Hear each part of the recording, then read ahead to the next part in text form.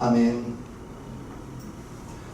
오늘 은혜와 주실 하나님의 말씀은 욥기서 1장 1절에서 22절 본문으로 주님만 바라보는 신앙, 주님만 바라보는 신앙이라는 제목으로 하나님의 말씀을 전하겠습니다. 18세기 영국에서 활동했던 위대한 복음의 설교자 톱 레이디 목사님이 계셨습니다. 톱 레이디 목사님은 아주 젊은 나이에 38세에 폐계력으로 소천하셨습니다. 그분이 찬송가 503장을 이렇게 고요한 바다로 라는 찬송가를 쓰셨습니다. 가사를 보면요, 1절 고요한 바다로 저 천국 향할 때 주 내게 순풍 주시니 참 감사합니다. 2절요, 큰 물결 일어나 나 쉬지 못하나 이 풍랑 인연하여서 더 빨리 갑니다. 이렇게 가사를 남기셨는데, 이 찬송가 가사처럼 우리 인생 속에서, 삶 속에서 순풍이 불어올 때도 있습니다. 그러나 원하지 않게 역풍이 불어올 수도 있습니다. 시편 23편에 보면 이제 푸른 초장으로 우리의 삶이 나아갈 수도 있고 쉴만한 물가로 다닐 수도 있으며, 원치 않게 사망의 음침한 골짜기 같은, 죽음의 골짜기와 같은 고난과 어려움이 우리에게 다가올 수도 있습니다. 사람에 따라서는 다르겠지만 우리의 인생이, 한평생이 불행, 형통보다는 이제 고난이 더 많은 것이 아니냐, 이렇게 생각하는 사람도 있습니다. 성경에 보면요, 시편 90편 10절을 보면 우리의 연수가 70이요 강건하면 80이라도 그 연수의 자랑은 수고와 슬픔뿐이요 신속히 가니 우리가 날아가나이다. 모세가 쓴 시편 90편이 우리의 연수가 70이요 강건하면 80이라고 해요. 그런데 우리의 인생 속에서 수고와 슬픔이 훨씬 많다고 합니다.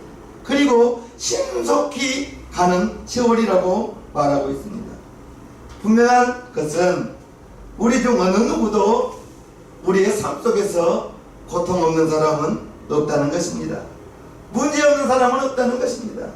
그래서 우리의 삶 속에 다가오는 고난을 이기며 사는 것이 무엇인지, 어떻게 하면 고난을 당할 때 잘 이겨나갈 수 있는지 오늘 은혜를 나누어 보겠습니다. 우리가 먼저 알아야 할 사실은 우리가 우리에게 닥쳐오는 고난을 예측할 수가 없다는 것입니다. 즉 내일 일을 알 수가 없다는 거예요. 오늘 본문에 보면 13절을 제가 읽어드리겠습니다. 하루는 욥의 자녀들이 그 마탱의 집에서 식물을 먹으며 포도주를 마실 때에, 욥의 자녀가 남자 형제가 7이요 여자가 3명, 10명의 자녀들이 있었다고 합니다. 그런데 오늘 본문에 마탱의 집에서 10명의 자녀들이 먹고 마실 때에, 이들이 먹고 마셨을 때 형제간의 만남 속에서 얼마나 기쁨이 있습니까? 즐거움이 있습니까? 하루는 이라고 하면서 이 하루가 그 누구도 예측할 수 없는 하루입니다. 정해진 날이 아닙니다. 전혀 예상하지 못할 날입니다. 어느 날 갑자기 다가오는 날인데, 이 날, 이 하루에 무서운 사건이 일어난 것을 봅니다. 15절을 보면요, 스바 사람이 갑자기 이르러 그것들을 빼앗고 칼로 종을 죽였나이다. 나만 홀로 피한고로 주인께 고하러 왔나이다. 스바 사람들이 갑자기 도적대가 되어서 소들을 빼앗은 것입니다. 이제껏 이웃 사촌으로 친하게 지내던 스바 사람이 갑자기 도적대가 된 것입니다. 그리고요, 16절, 그가 아직 말할 때에 또 한 사람이 와서 고하되 하나님의 불이 하늘에서 내려와 양과 종을 살라버렸나. 나만 홀로 피한 고로 주인께 고하러 왔네. 하늘에서 불이 내려와서 양을 다 살라버렸다고, 종들을 다 살려버렸다고 말하고 있습니다. 엎친 데 덮친 격으로요. 17절, 그가 아직 말할 때에 또 한 사람이 와서 고하되, 갈대아 사람이 새 떼를 지어 갑자기 약대에게 달려들어 그것을 빼앗으며 칼로 종을 죽였나이다. 나만 홀로 피한고로 주인께 고하러 왔나이다. 스바 사람이 도적대가 되고 하늘에서 갑자기 불이 내려와서 양들을 다 살라버린 그날에 이제껏 갈대아 사람들과 형제처럼 친하게 지냈는데 이들이 새 떼를 지어서 갑자기 도적이 되어 약대를 빼앗으며 칼로 종을 죽였다고 이렇게 말하고 있습니다. 그가 아직 말할 때에 또 한 사람이 와서 고하되, 주인의 자녀들이 그 마땅의 집에서 식물을 먹으며 포도주를 마시더니 거친 들에서 대풍이 와서 침대 옷뚱이를 치매 그 소년들 위에 무너짐으로 그들이 죽었나이다. 나만 홀로 피한고로 주인께 고하러 왔나이다. 갑자기 들에서 큰 바람이 일어나 집 뒤에 모퉁이를 쳐서 아들과 딸들이 한꺼번에 다 죽었다고 말하고 있습니다. 욥에게 닥친 고난은 전혀 예상치 못한 고난입니다. 엎친 데 덮친 격으로 갑자기 한꺼번에 이러한 어려움이 찾아온 것입니다. 우리의 삶 속에서도 크든 작든 어느 날 갑자기 고난이, 어려움이 다가올 수도 있는 것입니다. 욥이 자기에게 이러한 고난이 다가올 것을 전혀 예상하지도 못했고 생각하지도 못했을 것입니다. 욥기 29장 18절을 보면 욥이 이렇게 고백합니다. 내가 스스로 말하기를 나는 내 보금자리에서 선종하리라. 나의 날은 모래같이 많은 것이라. 나는 내 보금자리에서 선종하리라. 선종이라는 말이 이제 착하게 살다가 복되게 살다가 죽겠다는 것입니다. 나는 내 보금자리에서 착하게 살다가 복되게 살다가 건강하게 살다가 편안하게 살다가 이제 죽겠다는 것인데, 욥은 자기의 삶을 이렇게 낙관적으로 생각했습니다. 이러한 욥에게 전혀 예측하지 못한 일들이 일어난 것에 대해서 욥은 당혹해했습니다. 어찌할 바를 몰랐습니다. 마찬가지로 우리에게도 닥쳐오는 고난과 시련이, 어려움이 어느 날 갑자기 닥쳐올 수도 있다는 걸 우리는 알아야 됩니다.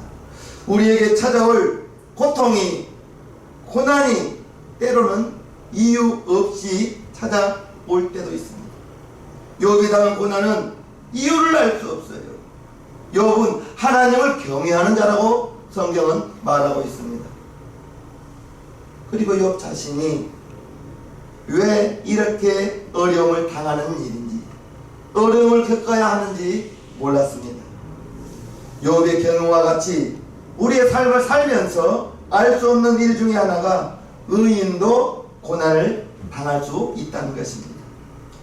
하나님의 사람도 고난을 당할 수 있다는 것입니다. 그리고 악인은 떵떵거리며 온갖 부귀영화를 누리며 살 수도 있다는 것을 우리는 알아야 됩니다. 그래서 욥은 욥기 21장 6절과 7절에 이렇게 말합니다. 내가 추억하기만 하여도 나의 삶을 되돌아볼 때에 답답하고 두려움이 내 몸을 잡는구나. 어찌하여 악인은 살고 수를 누리고 세력이 강하냐. 자기는 하나님을 경유하면서 살았던 사람인데 내가 나의 삶을 추억해보니, 뒤돌아보니 답답하고 두려움이 내 몸을 사로잡는구나. 어찌하여 악인은 살고 수를 누리며 장수하면서 세력이 강하냐. 이렇게 말하는 것을 볼 수가 있습니다. 이처럼 우리의 인생 속에서 고난과 어려움이 이유를 모르고 찾아올 수도 있다는 것입니다. 반면에 이유를 알 수 있는 고난이 있습니다. 먼저 우리가 죄를 범하여 스스로 끌어들이는 고난이 있을 수 있다는 것입니다. 성경을 보면 이스라엘 역사를 통해서 분명히 알 수가 있습니다. 여호수아가 이제 지도자가 되었을 때 아간이 도둑질한 것이 있었습니다. 시날산의 외투 한 벌이라고 합니다. 금덩어리 하나, 은덩어리 하나를 탐내어 장막 밑에 감추어 두었을 때 이게 하나님 보시기에 합하지 않는 거예요. 그래서 아간의 그 도둑질로 탐욕으로 말미암아 아간의 가족, 자녀뿐 아니라 가축까지 모두 돌로 치고 불사르라 이렇게 말하고 있습니다. 아간의 그 도둑질 때문에 가족 모두가 형벌을 당하였습니다. 다윗은 우리아의 아내 밧세바를 통하여 음욕을 품고 우리아 장군을 죽게 하고 그리고 나의 아내를 탐내어 취했습니다. 간음을 했습니다. 그래서 하나님 보시기에 옳지 않은 거예요. 그 후 다윗의 가정에는 형제가 형제를 칼로 죽이는 그러한 비극적인 고난이 다가온 것을 압니다. 또한 자기 스스로 선택한 고난이 있습니다. 누가 자기 스스로 선택한 고난을 즐거워합니까? 바로 우리 예수님의 고난입니다. 예수님 스스로 십자가를 지셨습니다. 아버지의 뜻에 예수님은 죽기까지 순종하심을 통해서 스스로 선택한 고난은 예수님이 당하신 고난입니다.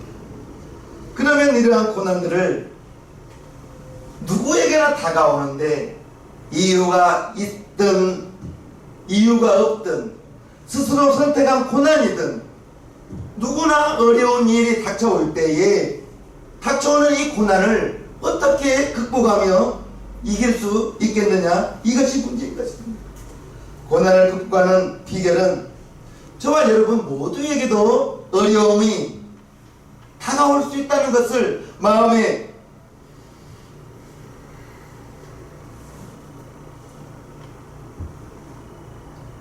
준비를 해야 되는 것입니다. 나에게도 고난은 다가올 수 있다고 생각하는 것입니다. 그리고 우리가 기억해야 될 것은 예수 믿는다고 무조건 무병장수하는 것은 아닙니다. 예수님 믿는다고 만사가 형통하는 것은 아니라는 것입니다. 욥처럼 의인이 이유 없이 고난 당할 수 있는 것입니다.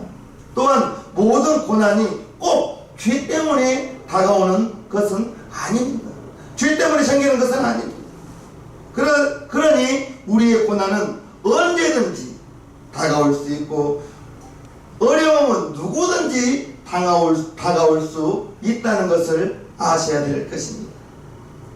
따라서 인생에 찾아오는 어려움이 있을 때 우리의 삶 속에서 문제를 만났을 때 고난을 부정적으로만 생각하지 말자는 것입니다. 어려움을 만났을 때 불평하지 말자는 것입니다. 우리 하나님은 데살로니가전서 5장 18절을 통해서 항상 기도하라, 항상 기뻐하라, 쉬지 말고 기도하라, 그리고 범사에 감사하라고 말씀하셨습니다. 지금 내게 다가오는 이러한 어려움이, 이러한 문제가 때로는 힘이 들고 지쳐 쓰러질 것 같은 어려움이지만 분명한 것은 우리는 내일 일을 알 수 없다는 것입니다. 분명한 것은 저와 여러분들이 하나님의 자녀임이 확실합니다. 예수님을 마음에 믿어 주님으로 영접했어 하나님의 자녀가 되고 영생을 얻은 하나님의 자녀들은 성경에 기록하기를 주님이 내 안에, 주님이 여러분 안에 찾아와 계신다는 것을 알아야 될 것입니다. 내가 지금 어려움을 당했을 때, 내가 지금 문제를 만났을 때 나 혼자 어려움을 만나고 문제를 만난 것이 아니라는 것입니다. 내 안에 주님이 계시기 때문에, 주님이 나로 말미암아 내가 너와 함께할 터이니 너희는 아무 걱정 말라고 우리에게 성경을 통하여 말씀해 주십니다. 요한복음 13장 1절입니다. 6월절 전에 예수께서 자기가 세상을 떠나 아버지께로 돌아가실 때가 이른 줄 아시고 세상에 있는 자기 사람들을 사랑하실 때 끝까지 사랑하십니다. 예수님이 저와 여러분들을 끝까지 사랑하신다는 것을 기억하시길 바랍니다. 어려움을 당했을 때 여러분 혼자, 나 혼자 있는 게 아니에요. 내 안에 보혜사 성령님이 와 계시면서 아버지와 아들과 성령 이 삼위일체 되신 하나님께서 내 안에, 여러분 안에 함께 하시면서 언제까지요? 끝까지 사랑해 주신다는 것을 우리는 기억해야 될 것입니다.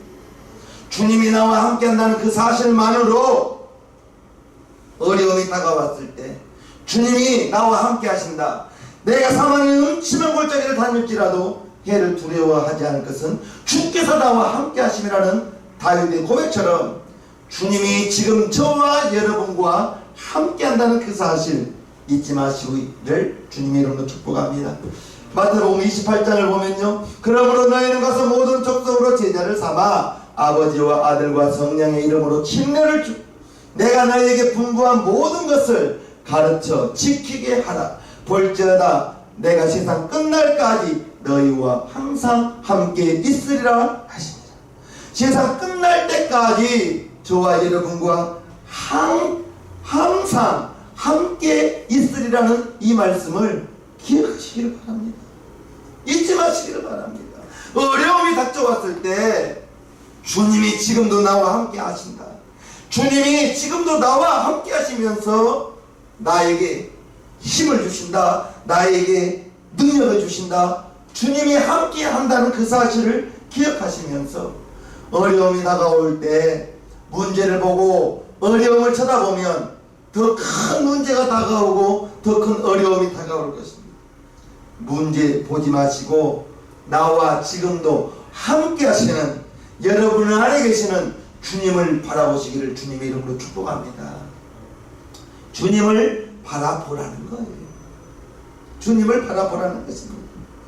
주님이 고난 가운데에서 고난을 당한 저와 여러분들을 지금도 지켜주시고 지금도 보호해 주신다는 것을 아시기를 바랍니다. 어려움이 다가올 수 있어요. 예수님 믿고 하나님을 경외해도 문제를 만날 수 있어요. 문제를 만나고 어려움을 만날 때 주님 잊어버리면 다 잊어버리는 것입니다.